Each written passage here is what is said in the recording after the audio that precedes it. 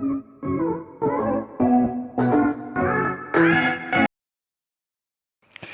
student, in my previous video I discussed about the chemistry and their branches and what is matter and the classifications of matter. Now I am going to discuss International System of Unit, that is SI unit. So what is SI unit? SI unit is a very important unit. Why? क्योंकि physical chemistry के हर एक calculation में आपको SI unit का ही use करना होगा और SI unit को ही सभी कैलकुलेशन में हम फॉलो करते हैं। ठीक, पहले क्या था, दो सिस्टम्स थे मैटर को मेज़र करने के लिए, इंग्लिश सिस्टम और मैट्रिक सिस्टम। प्रॉब्लम ये थी, मान लीजिए कोई मैटर उसके वॉल्यूम को अगर मेज़र करना है तो एक सिस्टम बोलता था कि उसको हम लीटर में मेज़र करेंगे, तो अदर बोलता था नहीं उसको हम मीटर में करेंगे।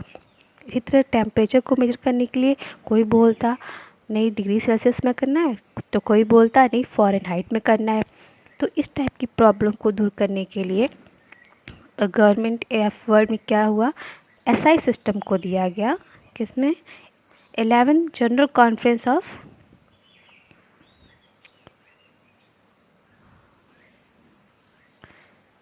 Wait and measures in 1960 in France. इस सिस्टम को सभी साइंस पूरे वर्ल्ड ने अडॉप्ट किया, पूरी साइंस कम्युनिटी ने इसको फॉलो किया।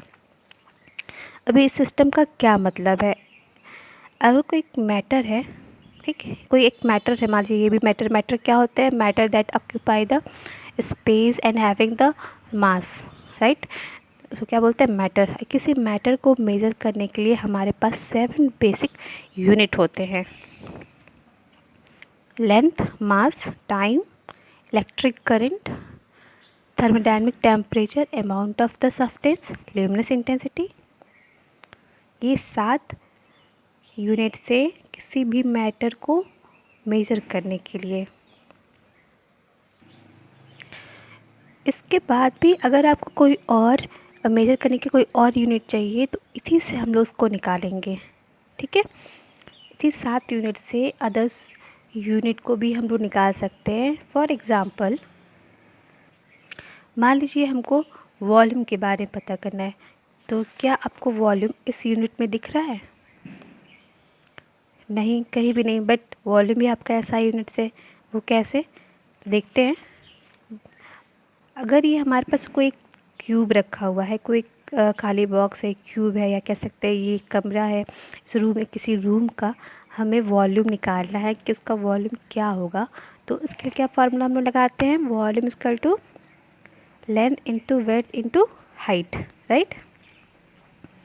Height, length, width.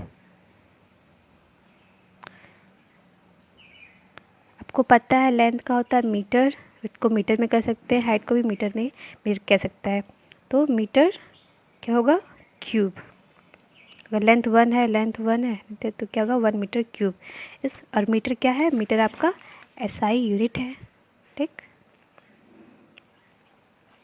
मीटर क्या आपका, मीटर जो है आपके एसआई यूनिट्स में आता है। तो इसी तरह से हम लोग क्या करेंगे, इन 7 यूनिट्स का यूज़ करके हम लोग अदर यूनिट को भी निकाल सकते हैं। तो सबसे पहले देखते हैं लेंथ, एक एक करके सारे यूनिट्स को देखते हैं। 7 बेसिक यूनिट। फर्स्ट है लेंथ। किसी मैटर की लंबाई निकालने के लिए हम मीटर का यूज़ करते हैं। लेंथ का सिंबल है स्मॉल एल, इसका ऐसा यूनिट है मीटर, और मीटर का सिंबल क्या होता है, स्मॉल एम। इसी तरह से मास का सिंबल क्या होता है, स्मॉल एम, और इसका क्या होता है, ऐसा यूनिट किलोग्राम, दैट इज कह सकते हैं केजी। किसी मैटर के वेट को अगर मेजर करना होगा तो किसमें करेंगे, किलोग्राम में, राइट। इसी तरह से टाइम क्या होता है आपका, टाइम, अगर किसी का टाइम को कोई मैटर टाइम का होता है स्मॉल टी, ऐसा यूनिट क्या होता है सेकेंड, सिंबल क्या होता है एस। इसी तरह से इलेक्ट्रिक करंट को कितने में मेजर करते हैं? एम्पियर में। इलेक्ट्रिक करंट का सिंबल क्या होता है? Capital I. और एम्पियर का सिंबल क्या होता है? एम्पियर। मान लीजिए हमारे घर में अगर करंट फ्लो कर रहा है तो आपको ये जानना होगा कि वो कितने एम्पियर का फ्लो करता है। ठीक है, तो मेजरमेंट उसका ऐसा यूनिट क्या होगा? एम्पियर। नेक्स्ट क्या है? Thermodynamic temperature. टेम्परेचर का होगा टी, और उसको किस में मेजर करेंगे? केल्विन में। और केल्विन का सिंबल क्या होता है? कैपिटल के। टेम्परेचर से मतलब है कि कितना वो गर्म है, ठंडा है, ये। ठीक। नेक्स्ट है अमाउंट ऑफ सब्सटेंस। अगर कोई मैटर है तो उसका सब्सटेंस के अमाउंट, उस सब्सटेंस के अमाउंट को मेजर करने के लिए हम क्या इस्तेमाल करेंगे? मोल का। और मोल का सिंबल क्या होता है? MOL। और अमाउंट ऑफ द सब्सटेंस क्या होता है? Small n। Same luminous intensity, ये क्या होता है? कितनी ज़्यादा स्पीड से लाइट ट्रेवल कर रही है या कोई बॉडी ट्रेवल कर रही है। इंटेंसिटी को हम लोग स्पीड भी कह सकते हैं। उसको कहेंगे कैंडेला में मेजर करेंगे। कैंडेला का सिंबल होता है CD, और इंटेंसिटी का होता है IV। कुछ प्रीफिक्स्ड हैं जो कि SI यूनिट में यूज होता है, जैसे आपने सुना होगा सेंटीमीटर, नैनोमीटर, डेसीमीटर। ठीक, ये सारे प्रीफिक्स्ड हैं जो कि SI यूनिट में यूज होते हैं। इनका मतलब क्या है? सबसे पहले 10⁻⁻12 क्या बोलते हैं इसको? इसके लिए क्या यूज़ करते हैं? पी को। जैसे सिंबल क्या होगा? पी। इसी तरह 10⁻9 nano, 10⁻6 micro, 10⁻3 milli, 10⁻2 centi, 10⁻1 deci, 10 क्या था? Deca, 10⁻2 not minus is +2 that is hecta, 10⁻3 kilo, 10⁻6 mega, 10⁻6 giga, and 10⁻12 tera. Giga को कैपिटल G, टेरा को कैपिटल T, डेसी को D, डेका को DA, हेक्टा को स्मॉल h, किलो को small k, और mega को कैपिटल M। ये इसके सिंबल हैं। ये सारे आपको याद करने होंगे, इसलिए देखिए इसको याद करिएगा। बहुत सिंपल तरीका है। आप सिंपल 3 की टेबल पढ़ सकते हो, जैसे 3, 6, 9, 12, राइट। 3 फिर क्या? -3, -6, 9, 12। फिर से पहले आप 2 लगा दीजिए, 2, 1। फिर ये 0 कभी नहीं होगा, सिंबल होगा, लेकिन 10⁻0 कभी नहीं होता है, नेवर। 10⁻−1, 10⁻2, 3, 6, 9, 12 कर सकते हैं। इसी तरह से इसको हम जस्ट अपोजिट याद कर सकते हैं। 2, 3, 6, 3, 6,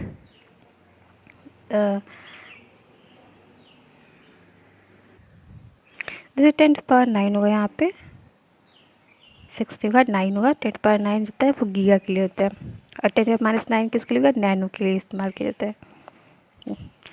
हम SI यूनिट्स का यूज़ करके कुछ अदर यूनिट को भी डिराइव कर सकते हैं, निकाल सकते हैं। मास एंड वेट, यूजली हम लोग इसको सेम मानते हैं, राइट। बट मास और वेट में बहुत ज़्यादा डिफरेंस होते हैं। So while using you should be very careful, right. सबसे पहले देखते हैं मास, कि मास क्या होता है? Mass is the quantity of matter contain in the sample, right. मान लीजिए हमारे पास मान लीजिए मेरी बॉडी है, ठीक। हम अपनी बॉडी की बात करेंगे तो उसमें क्या कहेंगे? अगर बॉडी का मास पूछा, बॉडी का मास क्या होगा, तो हम क्या बोलेंगे? मेरे बॉडी के अंदर जितने भी मैटर प्रेजेंट्स हैं, ठीक, उसको हम क्या बोलेंगे? उसके टोटल को क्या बोलेंगे? वो मास है। जैसे क्या हो सकते हैं मैटर? जितने भी मैटर जो occupy space and having the mass, right.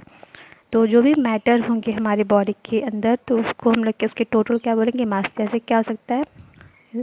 Hair, skin हो सकता है, ब्लड हो सकता है, बोन्स, वाइन्स हो सकते हैं, प्रोटीन हो सकता है, एलिमेंट, सेल हो सकता है, वाटर, एयर, जितने भी मैटर्स हमारे बॉडी के अंदर हैं, सभी के टोटल क्या बोलते हैं? मास।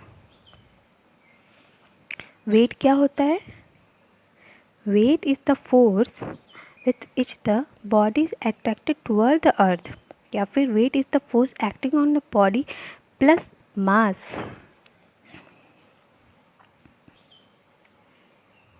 आपके बॉडी पर मास जो है वो तो है, बट उसके ऊपर आपके ऊपर ग्रेविटेशनल फोर्स कितना लगेगा, राइट? ग्रेविटी कितना आपको पुल कर रही है, राइट? मतलब मास के साथ साथ आपको ग्रेविटेशनल फोर्स जब दोनों मिलते हैं तब उसको क्या बोलते हैं? उसको बोला जाता है वेट। यानी इसमें क्या था, मास में सिर्फ हम क्या बात कर रहे थे कि अमाउंट के बारे में बात करते हैं, अमाउंट ऑफ टोटल, मतलब टोटल जितने मैटर्स होंगे उसके अमाउंट्स को हम क्या बोलेंगे? मास। बट अगर मास के साथ साथ ग्रेविटेशनल फोर्स भी अगर अप्लाई हो रहा है हमारे पे लगता है तो उसको क्या बोलते हैं? वेट। अगर इसको और डिटेल में समझे, मान लीजिए अर्थ है, अर्थ पे आपके बॉडी का वेट कितना होगा? अगर आपको अपनी बॉडी का, मतलब अपने वेट विंग मशीन लिया, उस पर आपने अपनी बॉडी का वेट अपने आप को वेट कर रहे हैं कि कितना वेट निकाल रहे हैं, तो सबसे पहले अर्थ अर्थ पे अपने अपने बॉडी का वेट निकाला, क्योंकि यहाँ पे ग्रेविटेशनल फोर्स है, राइट? ग्रेविटेशनल फोर्स होते हैं। अब आप गए मून पे या अदर प्लैनेट पे जहाँ पे ग्रेविटेशनल फोर्स कम है कंपेयर टू अर्थ, या फिर कह सकते हैं बहुत ही है ही नहीं ग्रेविटेशनल फोर्स, या बहुत ज़्यादा लेस है, तो वहाँ पे हम बॉडी वेट निकालेंगे, बॉडी का, अपने बॉडी का वेट को देखेंगे, तो दोनों में क्या होगा? डिफरेंस आएगा, ठीक है? अगर कोई भी प्लैनेट, एक बार फिर से समझते हैं, अगर कोई अर्थ है, अर्थ पे हम अपने बॉडी का वेट निकाल रहे हैं, वेट मशीन लिया, उस पर हम खड़े हुए और वेट को देख रहे हैं, चेक कर रहे हैं, तो क्या होगा? हमारा वेट यहाँ पे अर्थ पे जो आएगा, अगर वही किसी और प्लैनेट पे जाएंगे जहाँ पे ग्रेविटेशनल फोर्स अलग होता है या फिर वीक होगा, अर्थ के कंपेयर में वीक होगा, या फिर ग्रेविटेशनल फोर्स नहीं होगा, तो क्या होगा? वहाँ पे बॉडी वेट जब निकालेंगे तो दोनों का बॉडी वेट क्या होगा? डिफरेंट आएगा। बट बॉडी मास जो है वो क्या होगा? सेम आएगा। क्यों? क्योंकि जो जो एलिमेंट्स हमारे बॉडी में यहाँ पे हैं अर्थ पे, अगर यहाँ हम जाएंगे तो वही एलिमेंट तो यहाँ भी रहेंगे, ठीक है? यानी कि जो बॉडी में हमारा जो मैटर था वो सारा बॉडी का मैटर लेकर तो यहाँ आएंगे, बस यहाँ क्या डिफरेंस है? ग्रेविटेशनल फोर्स का अंतर आ रहा है। तो यहाँ ग्रेविटेशनल फोर्स जो था इसके वजह से यहाँ पे हमने वेट देखा, बट यहाँ पे ग्रेविटेशनल फोर्स नहीं लग रहा है या कम है, तो क्या होगा? यहाँ पे क्या होगा? आपका वेट चेंज होगा, बट बॉडी मास तो सेम होगा। अगर आपके पास जो ब्लड है, हमारे अंदर जो मैटर है, लाइक ब्लड, हेयर, अगर आप अर्थ होंगे तब भी वो आपके पास साथ होगा, मून पे या फिर मार्स पे कहीं भी जाएंगे तभी भी आपके साथ ही आपका ब्लड मास भी जाएगा, राइट? इसलिए बॉडी मास हमेशा कांस्टेंट होते हैं, बट जो वेट होता है वो जो भी मास होता है, not body mass, you can say the mass, जो मास होता है डिफरेंट होता है कंपेयर टू द वेट। तो नेक्स्ट टाइम ये ध्यान रखिएगा, मास और वेट एक नहीं होता है।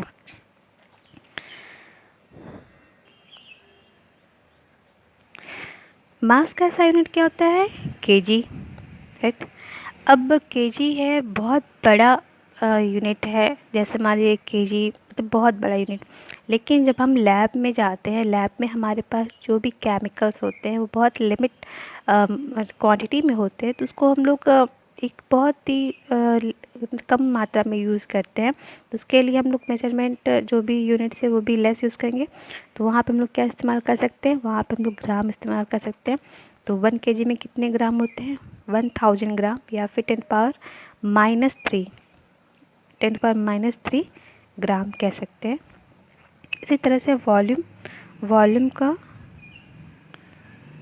वॉल्यूम की जो कॉमन यूनिट या फिर उसके जो स्मॉल यूनिट्स होंगे वो क्या आ सकते हैं? Centimetre cube, decimetre cube, litre या फिर मिलीलीटर।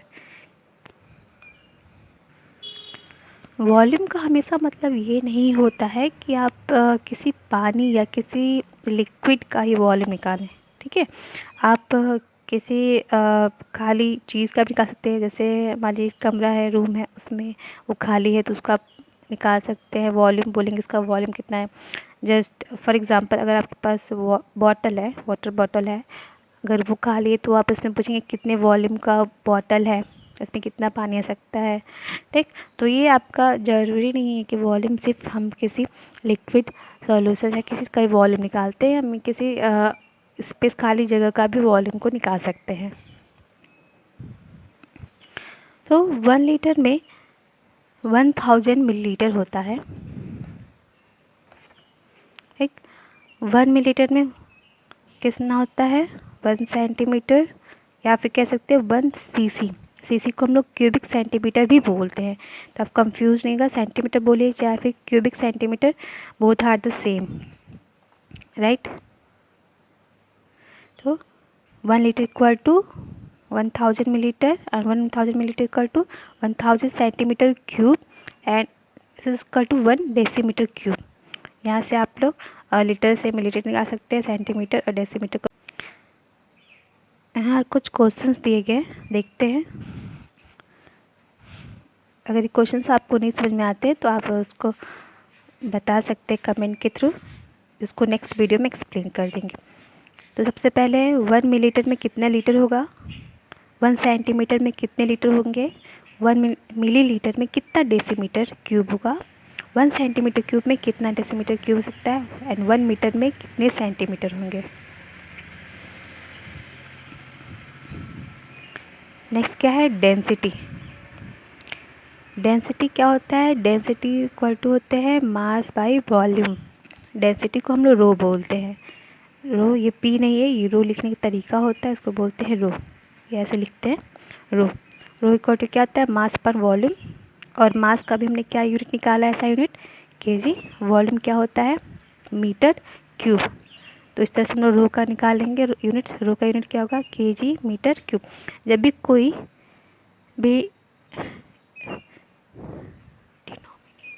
कोई डिनोमिनेटर होता है, अगर ये ऊपर जाता है तो ये जो भी अगर ये पॉजिटिव है तो नेगेटिव हो जाता है, नेगेटिव है तो पॉजिटिव में चेंज हो जाएगा। यहाँ पे +3 है, जब इसको हम ऊपर लेके जाएंगे तो कैसा का -3 लिखेंगे।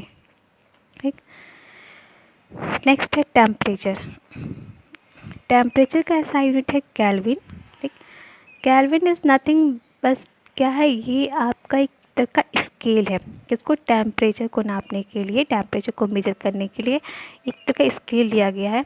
अब देखते हैं आपके गर्मी को, टेम्परेचर से गर्मी को नाप सकते हैं, सर्दी को नाप सकते हैं, इवन हम लोग बुखार को नापने के लिए भी टेम्परेचर का यूज़ करते हैं।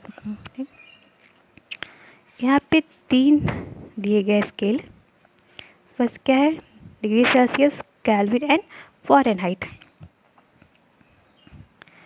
इस स्केल में नीचे की तरफ फ्रीजिंग पॉइंट है वाटर का, ऊपर की तरफ क्या है, बॉइलिंग पॉइंट है वाटर का। ठीक है, ये स्केल किसको मेज़र करेगी, हीट को मेज़र करेगी। हम लोग थर्मोमीटर का भी यूज़ कर सकते हैं बुखार को मेज़र करने के लिए, आपके घरों में इस्तेमाल होता है। तो इसी टाइप से ये स्केल है जिसमें नीचे की तरफ क्या लिखा हुआ है, फ्रीजिंग पॉइंट है वाटर का, ऊपर की तरफ से बॉइलिंग पॉइंट है। आपको पता है अगर हम सेल्सियस में देखते हैं तो वाटर का फ्रीजिंग पॉइंट कितना होता है, 0 डिग्री सेल्सियस। अगर हम लोग उसका बॉइलिंग पॉइंट निकालेंगे कितना होता है, 100 डिग्री सेल्सियस, राइट। अगर इसको चेंज करना होगा, डिग्री सेल्सियस को हमको किस में कन्वर्ट करना होगा, केल्विन में। अगर इसको पूछा कि इसकी वैल्यू केल्विन में क्या होगी तो हम क्या बताएंगे, इसके लिए क्या फार्मूला यूज़ करेंगे, के equal two degree Celsius plus 273.15। ठीक, तो हम क्या करेंगे, अगर यहाँ पे देख लीजिए, अगर यहाँ पे के की वैल्यू, अगर फ्रीजिंग पॉइंट केल्विन निकालना होगा तो क्या करेंगे हम लोग, सी के जब हम क्या करेंगे, कितना रखेंगे, 0 हो जाएगा, प्लस 273.15, तो कितना होगा 273.15। तो फ्रीजिंग पॉइंट कितना होगा 273.15, किस में, केल्विन में। अगर इसका बॉइलिंग पॉइंट निकालना होगा तो डिग्री सेल्सियस, आपको पता है डिग्री सेल्सियस में बॉइलिंग पॉइंट कितना होता है, 100 डिग्री सेल्सियस। तो क्या होगा, kelvin equal two degree Celsius की वैल्यू कितनी, 100 प्लस 273.15, तो कितना होगा 370.15। मतलब अगर हम केल्विन में मेजर करेंगे तो क्या होगा 273.15 फ्रीजिंग पॉइंट किसका, वाटर का, और बॉइलिंग पॉइंट कितना होगा 373.15 केल्विन किसका होगा आपका बॉइलिंग पॉइंट वाटर किस में केल्विन में। इसी तरह से फ़ारेनहाइट को निकालने के लिए हम लोग क्या फार्मूला यूज़ करते हैं, डिग्री सेल्सियस को फ़ारेनहाइट में कन्वर्ट करना होगा तो Fahrenheit degree Fahrenheit equal to 9/5 into degree Celsius plus 32। तो यहाँ पे हम पहले अगर हम फ्रीजिंग पॉइंट निकालते हैं तो यहाँ पे क्या 0 क्यों रख देंगे वैल्यू, तो कैसे आएगा, तो कितना आएगा 32।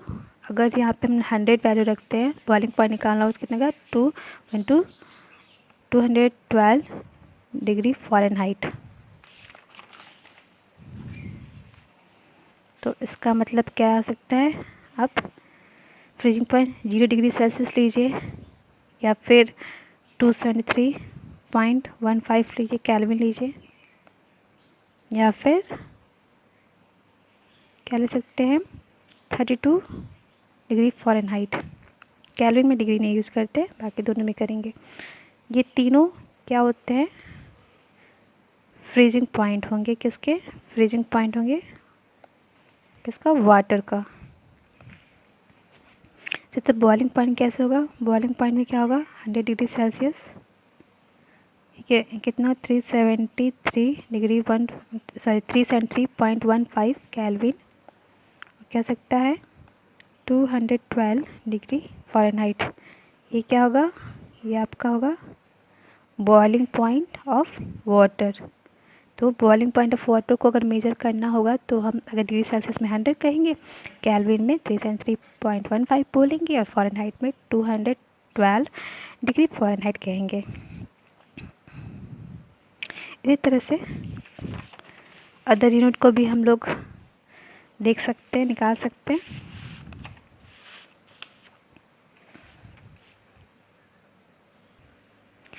एरिया को निकालना हो तो क्या इस्तेमाल कर, क्या होता है formula length into breadth, that is metre into metre, क्या जाएगा एरिया का मीटर स्क्वायर। इसी तरह से वॉल्यूम को निकालना होगा तो length into breadth into height, metre into metre into metre, that is metre cube. Same density के लिए यूनिट निकालना होगा तो मास पर वॉल्यूम, मास का होता है केजी, वॉल्यूम का होता है मीटर क्यूब, केजी मीटर क्या जाएगा माइनस क्यूब, ठीक। Speed distance upon time, distance को हम लोग बोलते हैं मीटर मेजर करते हैं, टाइम का तो टी हो जाएगा, सॉरी सेकेंड हो जाएगा, हाँ सेकेंड कह सकते हैं, time second both are the same.